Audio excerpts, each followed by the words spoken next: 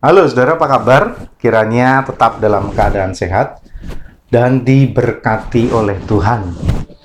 Kita melanjutkan soal kata-kata, ucapan yang akan sangat melukai pasangan kita ketika itu disampaikan kepada pasangan kita.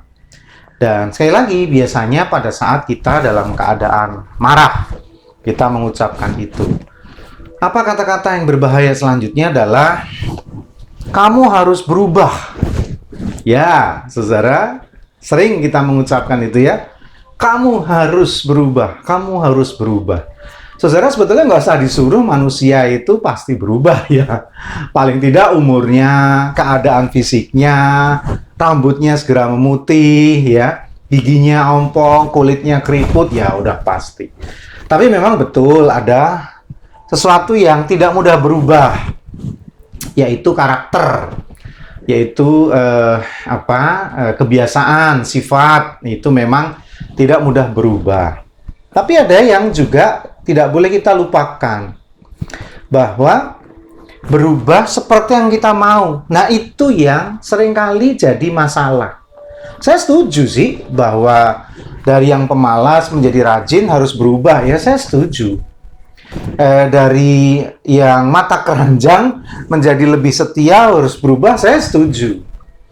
Dari yang pemabok, peminum, pelaku KDRT harus berubah menjadi lebih baik, saya setuju. Yang emosional, yang mau menangnya sendiri harus berubah, saya setuju. Tapi berubah menjadi seperti yang saya mau, itu tidak sederhana. Apalagi kalau tuntutan itu terus-menerus kita sampaikan. Dan lupa bahwa kita sendiri juga harus berubah. Memang siapa kita? Orang yang sempurna. Rasanya tidak ada orang yang sempurna, saudara ya. Kita sendiri pun harus berubah. Dan kita tahu persis bahwa perubahan adalah prinsip dari kehidupan. Tuhan pun menginginkan kita berubah. Seperti yang firman Tuhan seringkali katakan, kan? Berubahlah oleh pembaharuan budimu. Jadi berubah menjadi seperti yang lebih baik, mulai dari budi. Pembaharuan budimu, sesuatu yang ada di dalam, sesuatu yang tidak kelihatan. Karena perubahan yang tidak kelihatan itu menjadi pendorong utama perubahan yang kelihatan. Karena kalau berlaku sebaliknya, percuma, saudara. Didandanin kayak apapun, tapi kalau karakter yang di dalam tidak diperbaiki, akan menimbulkan persoalan dan masalah di kemudian hari. Baik, kita kembali ke persoalan kamu harus berubah.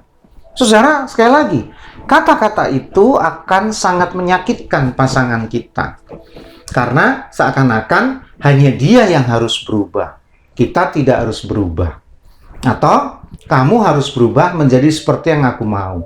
Saudara, sekali lagi ini tidak fair dan tidak perlu ucapan seperti ini diulang-ulang disampaikan. Sekali lagi nggak ada gunanya, nggak ada manfaatnya.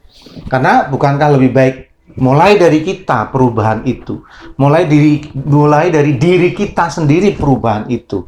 Apalagi kita belajar untuk bisa menerima kekurangan, kelemahan pasangan kita. Dan kita memperlengkapinya, menambahkan apa yang kurang. Itu yang kita lakukan. Dan dengan seiring waktu saling berkomunikasi, lalu kedua belah pihak menemukan titik temu di antara titik silang, titik permusuhan itu pelan-pelan, perlahan-perlahan yang bersilang diluruskan.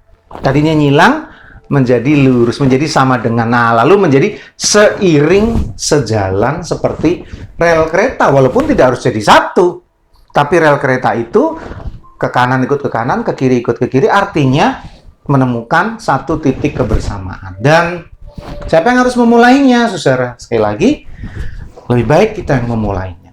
Kita mulai berubah, belajar dengan setulus hati, semampu kita untuk menerima kekurangan pasangan kita, dan akan ada sukacita kembali dalam rumah tangga kita.